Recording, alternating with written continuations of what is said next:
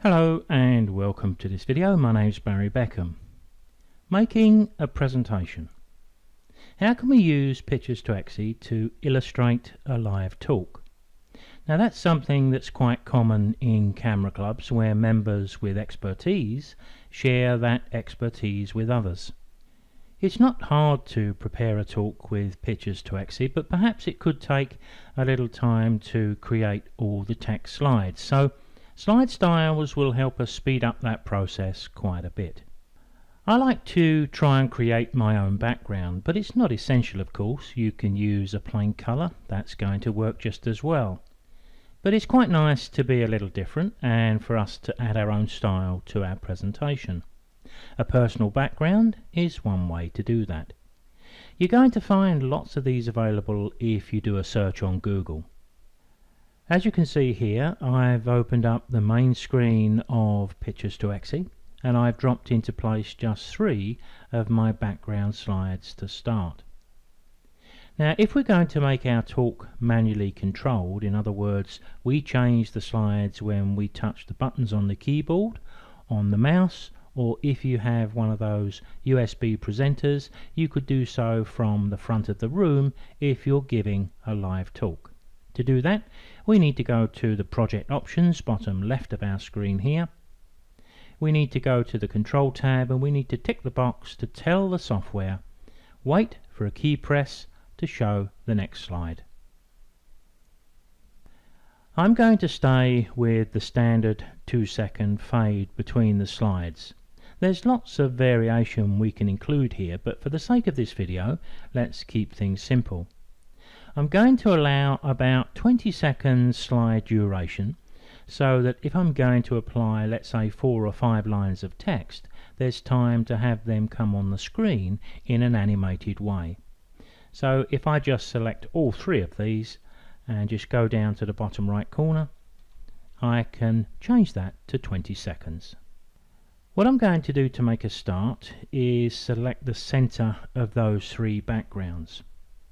What I intend to do here is to create 5 lines of text which appear on screen in an animated way. Once we've got those 5 lines of text on screen, from those we can make another screen which has 4 lines of text, 3, 2, 1. So we've got infinite control over the presentation we're making. But it's not going to be a very good idea to get these made and perhaps a number of slide styles created and then realize that the time we've allowed the text to appear on screen from off screen is either too long or too short. Now we've got a job to put it right. So I think we need to be absolutely sure we get the first line of text correct before we proceed. What I'm going to do with that center background is to open up the Objects and Animation screen, click into the grey area to lose the bounding box and to go up to my text tool and the text appears. Now I would just type some fictitious text in here just as something to hold until I actually put the text for my talk. There you can see my first line of text. What I'm going to do here then is to create some animation and I'm going to test this. The blue background that I've created here, I have allowed that to have a 2-second fade. If you imagine that this text could be the 4th, 5th or 6th slide in my sequence, then the fade on of my blue background could be removing the text from the screen from the previous slide. So I don't want this text to appear until the fade is complete. So I'm going to pick up my keyframe here and just drag it to the right and it'll snap to the 2-second point, and I think that's going to meet our needs. Now we need to decide how much time we're going to give the text to appear on screen from maybe the left hand side. In a few tests that I did, I think 1 second is going to meet our needs, but that's going to be a personal choice. So I'm going to go back to my keyframe here, right click, and I'm going to clone it, and I'm going to move that keyframe using keyframe time in the animation tab. So I need to whip up to the top right of the screen to switch to the animation tab, and in the keyframe time I'm just going to type in 3 and 3 zeros, which is 3 seconds, so I know I've got the perfect gap between those two keyframes. All I need to do now is to decide what I want to happen between this keyframe and that. This one I want the text to be there, so this one I need to move the text off screen. I'm going to keep things simple. I'm just going to click and drag the pan. There's my animation. But let's think about this for a while. We're going to need some speed in that text, aren't we? And I'm going to suggest we're going to need to slow this down. I'm going to go to my pan controls at the top right, add a modifier, animation speed. I'm going to choose slow down. I've got a video on this subject on why we use speed and when we would use speed, and it's worth a view, I think. But here, if I choose slow down, the text is going to start off quite fast, but we won't see the abrupt start to that because it's off screen. What we're going to see is a gentle stop as the text appears on screen. Now, bearing in mind, when I do any on-screen tests here, you're not going to see them as sweet as you will in your own presentation, because I'm trying to record the screen to make this video, and I cannot capture enough frames per second to do justice to animation and complex transitions. So make allowance for that when I run a short test here by pressing play. I'll put my cursor back at the start. So remember, the background is going to appear and the text is going to appear soon afterwards. This is the important part where we've got to take our time and make sure we're happy with what we've done. If you're a patient type, leave it overnight, come back tomorrow and take a look at your animation then. If it still looks good, it probably is. So once we've got our base text and we've got the animation and speed correct, we can copy it 5 times. But here's another little tip that may help. If we leave this piece of text in the center, I'm going to put 2 at the top and 2 below. So if we was counting down from the top, this one would be number 3. We can go to the text in the bottom right corner, highlight it, go to properties, and we could give this a name. So we could say this is our 3rd line of text. It may not help, but I think as we put together our presentation, it may. So if we go down to the bottom right and we select the text, we can right click, let me do that, and we can copy and we can paste. But we do have shortcut keys, as you probably know, Control C and Control V. So I'm going to use those. I'm going to use Control C and Control V to produce the next one above, which would be number 2. The one above that would be number 1. We'll come back and do the others in a moment. So straight away, let me go up to the top here, change that one to 1, move down here and change that one to 2. So I need to move number 2 upwards. I'm going to use the grids to help myself. I'm going to bring them up on screen by clicking at the top. I've got these set to 3 and 3, so I've got almost a rule of thirds there. So I'm just going to use these as a rough guide. I don't think it needs to be pixel perfect, but what I need to do with my number 2 text is to move it up. Probably it needs to straddle the line along here. So what I'm going to do here is I'm going to select both of those keyframes and I'm going to move that text up. To do that, I need to go to my animation, and here I need to move this upwards, and I figure it needs to go somewhere like that. Now I do need to have a time gap between each line of text, but I'll come back to that in a moment. Let's go to our number 1 piece of text here, select it, and we're going to do exactly the same as we did before. I'm going to hold the Control key, select both of the keyframes. I'm going to go up to my pan Y, and I'm going to pan that up to that position there. Now take a look at this, it's -70. Just bear that in mind for a few moments because it will have some significance when we get to our next lot of text.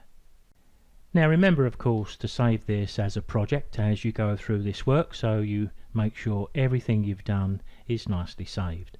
Now I'm going to continue, do exactly the same as I have for those 3 lines of text, and I'm going to create the other 2. Same thing, copy and paste, select both of the keyframes and then move them into position. Now as you can see, I've completed that, but if you look at the bottom right corner of the screen, you can see I've got text 1, 2 and 3, but 4 and 5 are at the top. To move them down into position, just select the text, hold your control key and page down. You can do this with a right click as well. There's number 4 in place, and if I select number 5, I can do the same with that. So there's my 5 lines of text in place. The problem with them at the moment though is they're all going to appear on screen at the same time. If I put my cursor back at the start, we'll have one more test just to show you exactly what we have. So I want to split them up, so the text at the top, number 1, comes on first, then there's a short gap, then number 2, and so on. So I think the best way to do that is to go back to the first text, which we know needs to come on at the 2-second point and be on screen in 3 seconds. So if I select my second piece of text, now I've got to move both of those keyframes. How far? This is where you need to do a little bit of trial and error, but I've found that 2 seconds suits me. So if I select both of these and I just make a mental note of the 3 seconds, then if I'm going to give a 2-second gap, then this keyframe needs to be around 5 seconds. It's not ultimately crucial, it just needs to be more or less there. So if I move that along, looking at the scrolling numbers until I get to something close to 5, that's going to be close enough. Let me give you a quick blast of that because you'll see exactly what I've done here. Ignore the bottom 3 because we're really concentrating on just 1 and 2. So now we need to do the same thing with the third text. So if I select the third text, and we can look at all of the keyframes together. Now sometimes that can be useful. Let me drag up the screen there to give a bit more space. So let me select 1, hold the control key, 2 and 3. Now you can see all of them. So if I was working on number 3 here, if I select both of those keyframes, this keyframe needs to be 2 seconds after this, so somewhere around 8. I'm going to do the same for the remainder, and most of the work is then done. Now just a little while ago, when I selected that first text and I moved it using the pan Y, I said the -70 was something worth considering or remembering, because if we're going to look at text 5, which is the opposite of that, then that text is going to be at 70. So I know the gap between this text and that text is right. Let me give you a blast of what I have so far. I'm going to put my cursor back. Let me get rid of the grids as well. We'll press play, and remember, this isn't going to happen until we touch the keys on the keyboard. But when we do, then we could be talking about the items we're going to discuss today are going to be my text should go here, whatever we want next. You can see how it's all coming together. And of course, once we've got 5 lines of text, then of course we've got all the others we need. Now I've been saving my project as I've worked through these 5 lines of text, but what I can do now is create a slide style of what we've got in the Objects and Animations screen. Just one thing to check: if we go to the blue background on the bottom right and we go to the Properties tab at the top right to the left of Animation, we just want to make sure that the little box is ticked that says Main Object. That ensures that I can actually put any background I like into my slideshow, and only the text is going to appear over the top. If I unticked the main object, then my slide style would include that blue background. You can work either way. I just choose to have the freedom to put any background that I want. So I'm going to close this and I'm going to create my slide style from that center slide.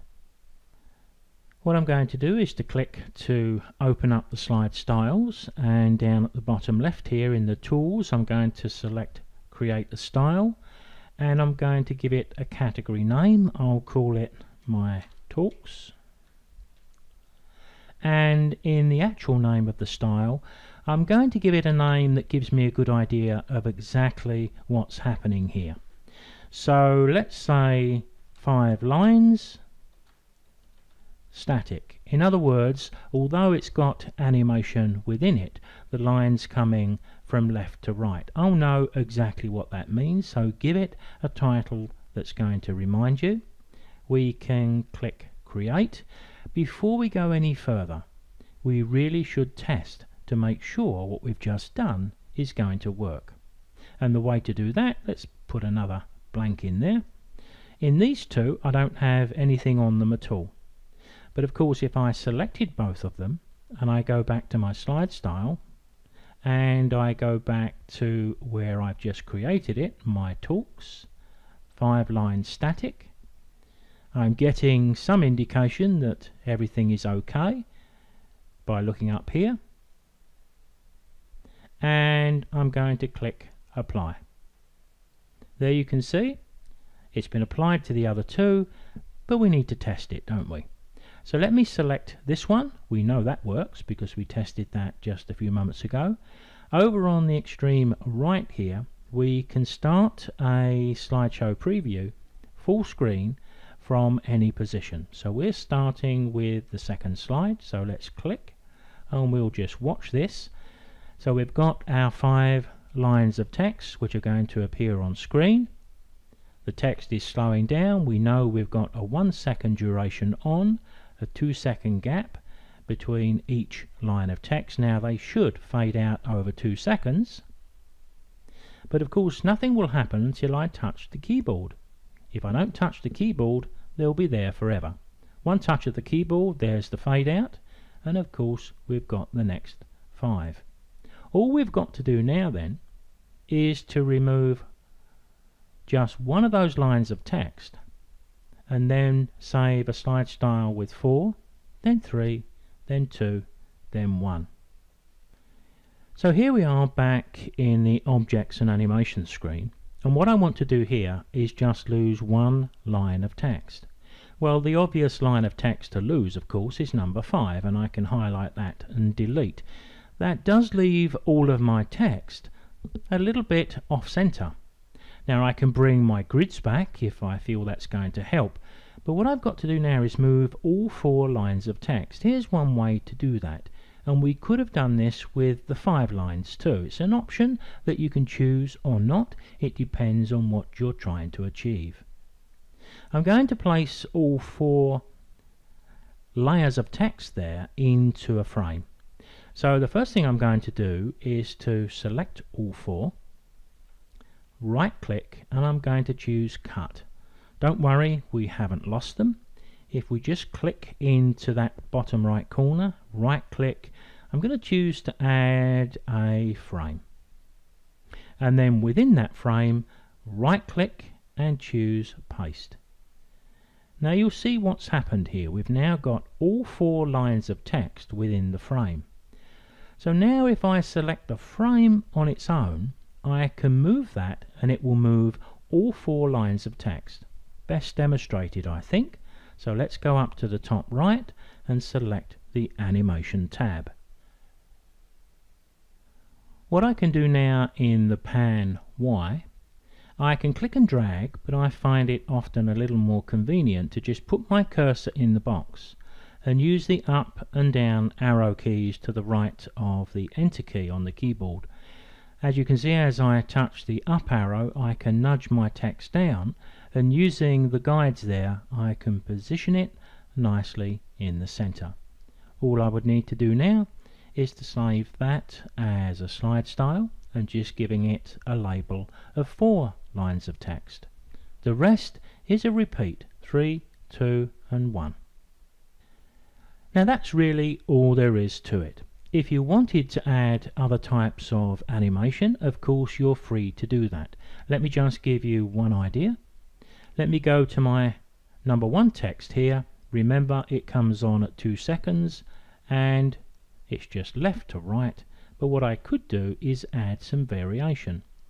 If I go back to my first keyframe, I could add a little bit of rotation perhaps. Let's just click and drag to add a little bit. Let's go that way. Maybe we could even do a little bit of rotation that way or that way. But what we do need to do, if we're going to add other animation to the text other than the pan, then we need to apply the same animation speed. So here I would go to my modifier, animation speed, I would choose slow down. Now I could do the same thing, and I think I will, for the other 4 bits of text, and then I'll give you an idea of exactly what I've done. I'm just going to do the same with these 3, more or less what I did here. I'm just going to put in a calculated guess of what I think is going to look good, then we test it and move on from there. Now as you can see here, we're back to the main screen. I've selected the first slide in my sequence. Let's assume we're doing a live demo. I'll click preview this time. Remember, this first screen is not going to move on until I touch the arrow keys to the right of the enter key on the keyboard, but when I do, then we're going to get those 4 lines of text. They're going to appear on screen from left to right, but we're adding just a little bit of a change to the animation, and as I'm sure you'll understand, this is all purely personal. Now if you come along to my website at www.beckhamdigital.photo and then to the PicturesToExe menus, useful downloads and slide styles, you will find a couple of batches of slide styles on what we've created here. Let me show you how you can import them. So back into PicturesToExe, I'm going to select slide styles again. From the tools, I'm going to import a style.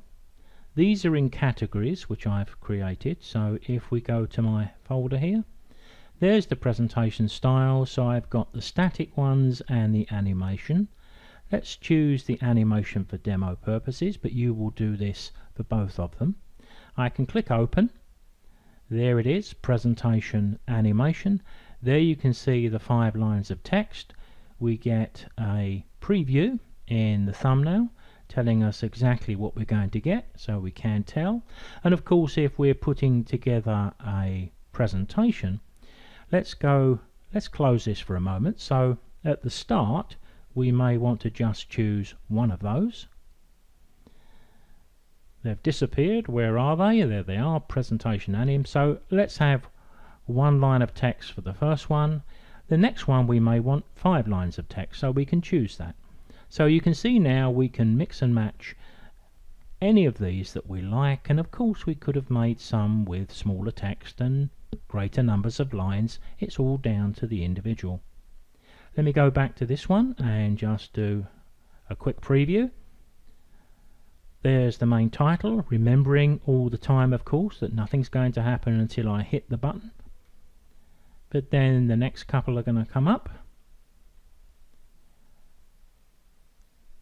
And you can see I varied the animation a little bit here, coming from the left and the right.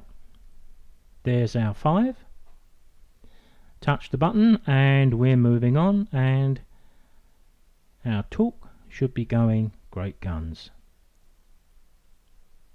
There we have it. Now of course, once you've got the bare bones of your talk laid out, then it's pretty quick and easy, isn't it, to just select that first line of text, go to the Objects and Animation screen, select the text, go to the Properties tab, highlight it and type the text you actually want. Move your cursor to the second keyframe so you can see what you're typing, but now you can adjust it. You'll also notice that mine has a text shadow as well. And of course you've got all the usual features of colour and font type. Now, as you can see by the spinning round of the screen, I've changed the background to something a little different, and as you can see it's got a header at the top, which you may want on all of your slides. But that may impact on the position of the text. Let me select the second of these, go to my slide style, and I'm going to pick up the 4 lines of text and apply. Because if we look at this in the Objects and Animation screen, we can see how the text is going to appear on screen. We can see we've got a couple of problems here. Firstly, the text may be a little bit too high. We may want to drop it down. That's quick and easy to do. We just select the frame, go to the animation, put our cursor in the top of the screen there, and we can just nudge the text down nicely into place. But of course the other thing we may want to do is to change the color, because now it's clashing just a little bit with the pale background. So we'd need to select the text, go to Properties, and we can change the color here. So if we wanted to change it to a pale blue, we can do that. Let's find one. Doesn't look so good, does it? Let's make it a bit darker. I think you get the idea. Thanks for watching. Some time ago I made a set of videos which I originally called Command and Control, and it was all videos based on controlling our slideshow. I've changed the name of that and I'm now calling it just Controlling Your Show.